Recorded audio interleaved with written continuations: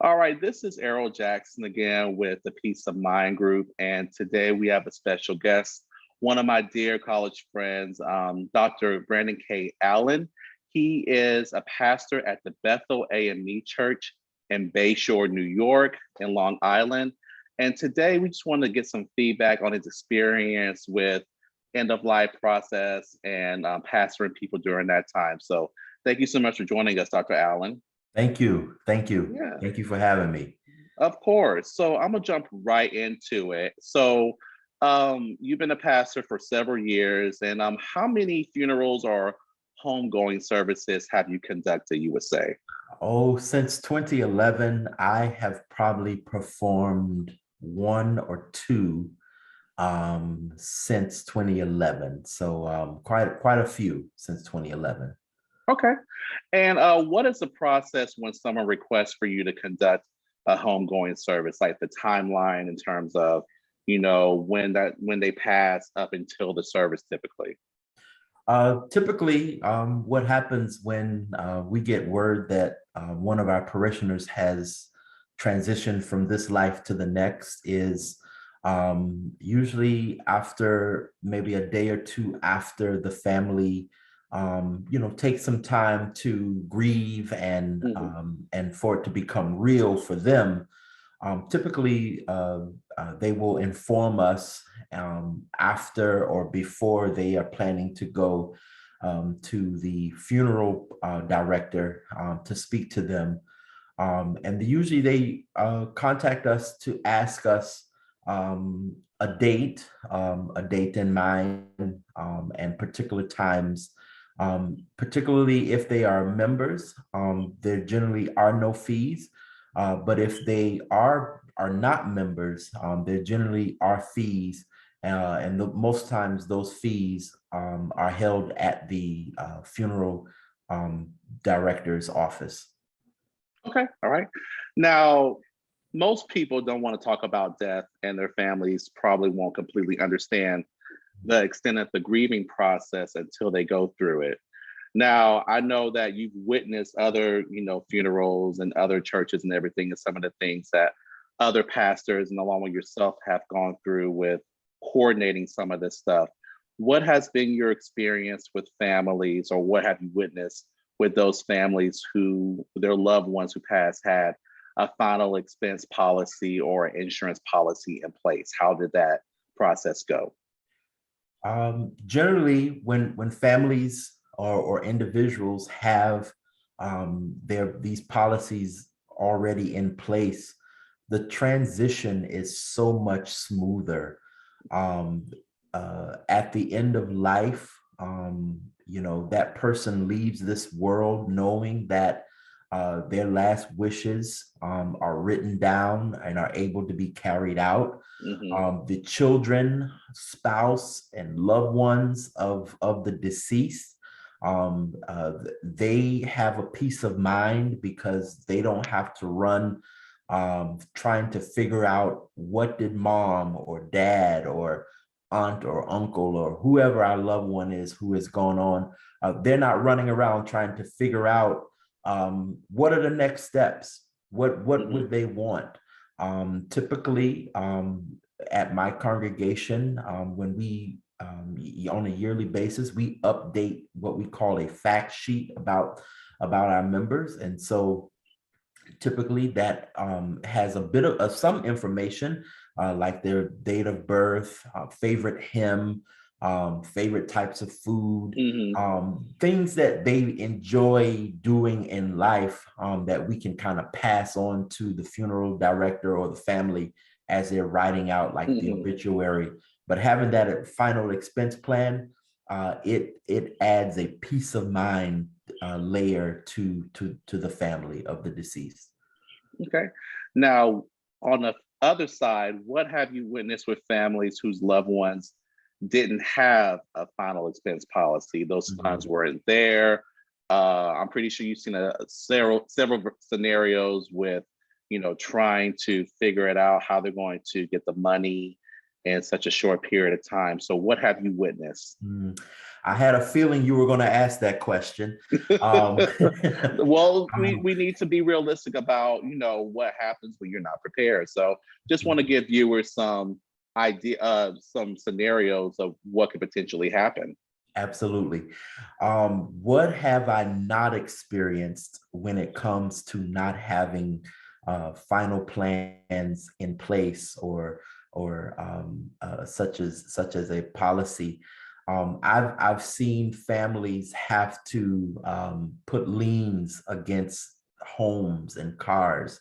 I've Mm, seen families go online and create GoFundMe accounts and Cash App accounts, in a sense, almost looking as though they are begging for money. I've mm, seen families be embarrassed by total strangers for going online asking for assistance to bury their mhm, loved ones. I've also seen funeral homes turn down and turn away families because they did not have mm, the finances to continue the funeral. I've also seen families hold their loved ones uh, in in in state, if you will, mhm. for weeks because they have to get the money together to bury their loved ones, and and which goes to show the importance of having these plans in place. And I often think that when we talk about such plans, this is a part of life. Mhm. We make plans for when children come in the world. Why not make plans for when we prepare to leave the world? And just from your experience, why do you think so many people don't, or not so many people, but people just don't have anything in place for when that time comes? So you think because they don't know about it, it's the money, or they just procrastinate and say, I'll wait till later, or a little bit of everything? I think it's a little bit of everything. I think that one, it's education, particularly in the Black and Brown communities. We have a hard time saving. We have a hard time putting resources together for the future. And I think once we educate our communities, we will have a better understanding of the importance of saving and Hmm. putting away for the future. I Yes. also think it's also a lack of knowledge, and not knowing the importance of such a plan or policy, which also enables that family to be able to live life after the deceased has been buried or cremated. It allows for that family to maybe not have to create a GoFundMe account or pass out flyers saying we're raising money. And typically, in most cases, when it's done properly or done early enough, I've even seen where families were able to present awards at funerals in honor of the deceased because they had finances left over. Also, with these Mm, end of life policies, I've also seen families be able to pay off some of the deceased bills that may be going delinquent mm, because they are no longer here with us. And so there are multiple reasons why. And then also, I think the last thing I would say is I don't think people necessarily are comfortable talking about yes. end of life and their demise, and that one day they will no longer be here. And then I also think it's fear. We often hear of times where families break up right before the funeral or right after the funeral, all because of money. And typically, when these plans are written out, you're able to name your beneficiaries. Yep. You're able to name your funeral home.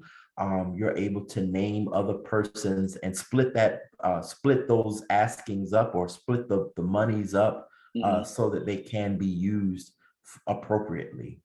Yeah, great. All right. And for people who are watching this video, what would you recommend them if they're contemplating getting a policy or they don't have one? What would you say to them? If you're contemplating getting a policy, I would certainly highly suggest you don't delay your contemplating, or stop contemplating rather, and go get it today.